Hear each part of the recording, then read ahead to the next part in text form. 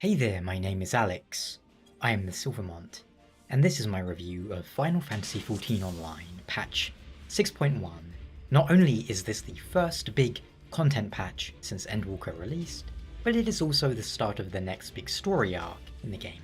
Typically, expansions would launch with a good bulk of the story, but then have it continued in the next few patches, before wrapping up and leading into the next expansion.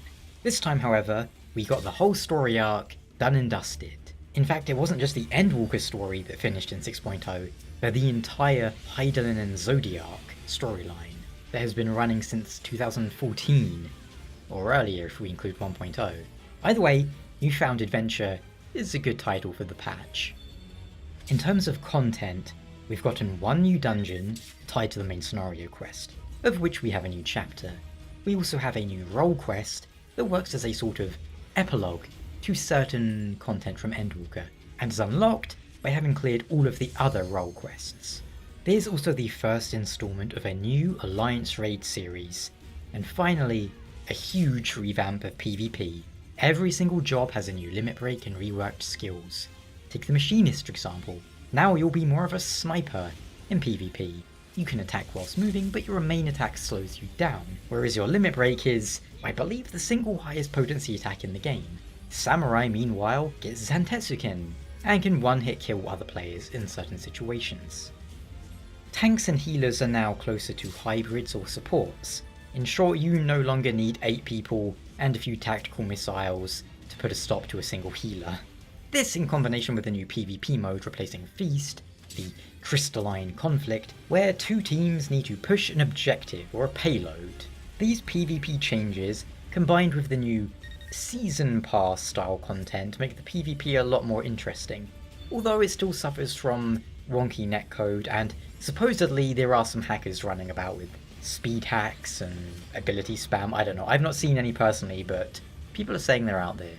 It's never going to be a serious or competitive game in that sense until they fix these issues, but this is a big improvement. As for that Season Pass, it's all free, so long as you're actually sub to the game, of course. In essence, every PvP season will give you a bunch of rewards as you level up the pass, through doing any PvP. The only premium aspect of it is that, well, you do need to of course be subscribed and playing the game anyway, but this is further incentive to keep playing between patches, I suppose. That said, the pass is 25 to 30 levels. Right now that doesn't seem like it would take very long to max out, at all. Rival Wings has been taken out whilst they rebalance it, so it is coming back, and Feast is gone for good, unless they one day bring it back in the distant future. Front lines are still chaos. Seal Rock's map in particular is extremely unbalanced, largely due to player tunnel vision, and the inconsistency and randomness of the node spawns. Overall though, nice changes. They need to iron out some of the balance, but this is definitely a step in the right direction for PvP, if you're going to have PvP in an MMO. Back to PvE. The new dungeon is a nice little slice of Final Fantasy XI references, and the main scenario quest is interesting. I'm excited to see where things are going in this new story arc. As for the Alliance raid, I really enjoyed this one. The encounters were fun and felt well designed. I really loved the music on the first and last fights in particular. The gear is looking nice, and I'm looking forward to seeing what comes next.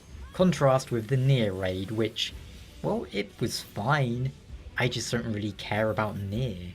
So I had no particular sense of anticipation when it came to those, nor very much interest in the gear, as a lot of it all looked the same.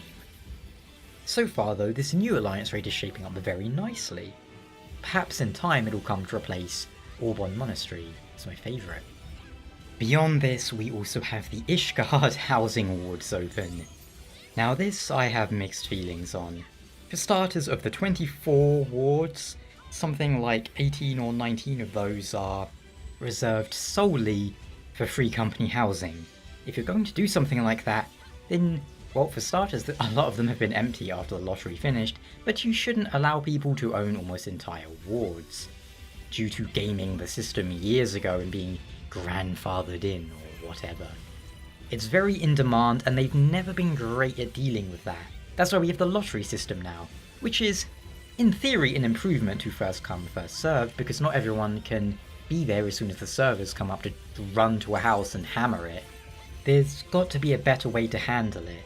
The housing ward itself is nice, the developers just need a way to meet the demands, and honestly, instanced housing might be the solution. Whilst the neighbourhood aspect is nice, I think most people would rather just have a house if given the choice between having a house and not having a house, beginning to look at the neighbourhood.